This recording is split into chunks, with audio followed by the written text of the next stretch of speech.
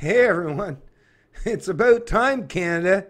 I jumped on that bandwagon a long time ago. It's been many years now, and for good reason.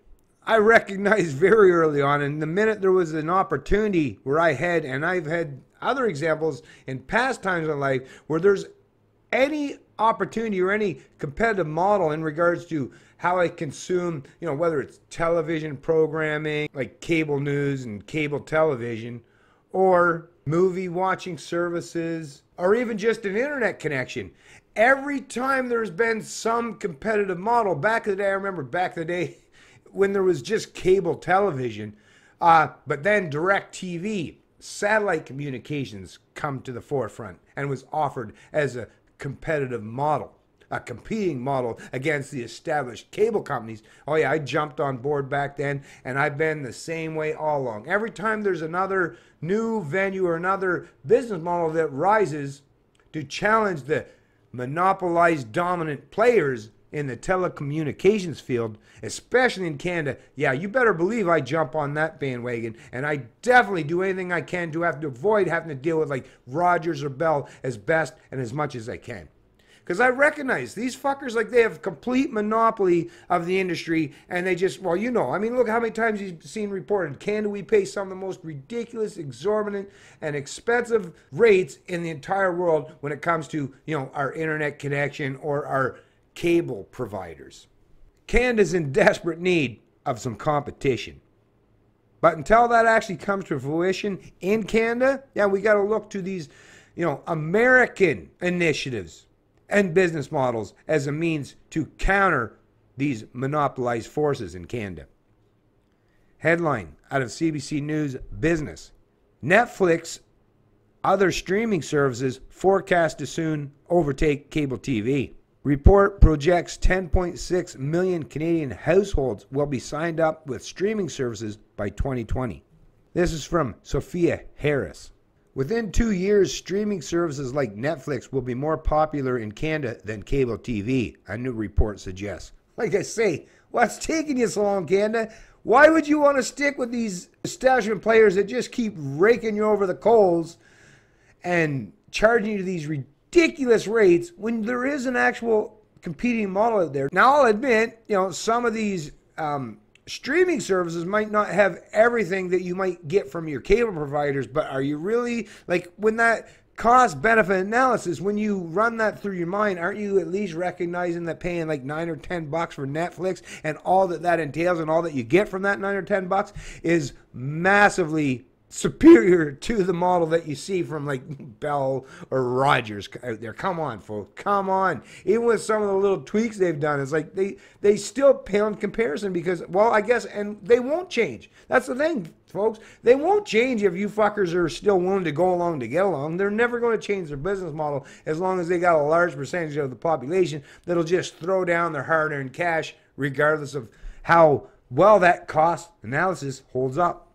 By the end of 2020, 10.6 million Canadian households will be signed up with streaming services, market research firm Convergence Research Group forecast. That's 4% higher than the projected 10.2 million who will have traditional TV subscription. Still, that's just barely, that's going to be in 2020. Wow, Canadians are slow to adapt, right? Holy fucking slow, like snail's pace here. It's kind of the calm before the storm, said Convergence President Brom Ellie. That's one hell of a slow-moving storm, right? It's in total slow motion. He says Netflix surging subscriber numbers coupled with new streaming service competitors such as Amazon Prime Video will help drive a fundamental shift in Canadian viewing habits, move them from cable to online.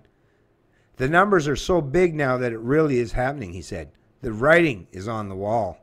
I've always said, because, well, especially because I drove a long-haul truck and delivered in the U.S. for the better part of a decade. And let me tell you, I've always said that, or even when I was younger, when it come to music, and when I was, even in the 80s and stuff, when I was into breakdance, like, the Americans are always so much ahead of us in so many areas, in so many regards. And this, once again, just proof, like, why Canada? Why do you always got to be so far behind the times?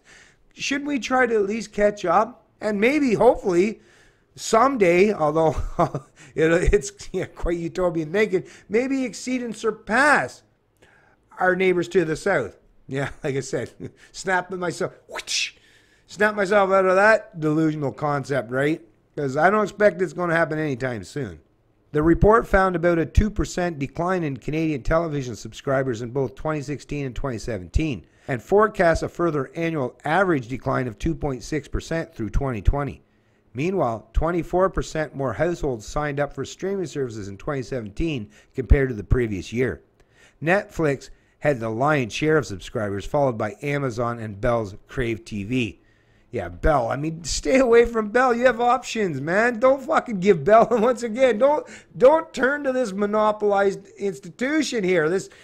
Don't help them in any way, because they're not going to, like I say, you're not helping yourself or your situation if you play that blind loyalty game. You got to stop with the blind loyalty, folks, because when people recognize that you're blindly loyal to their name or their brand, they don't really give much shit about actually, raising and elevating themselves to the point where they're offering you a better service or a product at a more competitive price point. They're not going to do that if you're just blindly loyal to them. I mean, hello. Economics 101, folks. Reality 101. The numbers are no surprise to industry expert Irene Berkowitz, who believes traditional TV's decline is inevitable, fueled by a demand for generally cheaper and more convenient streaming services. It's a consumer-driven disruption, says Berkowitz, an instructor at Toronto's Ryerson University. Traditional TV is clunky, it's infuriating, and it feels like a horse and buggy or an electric typewriter. Anyways, I'll post a link to this entire article in the description of the video below. But once again here, folks, come on.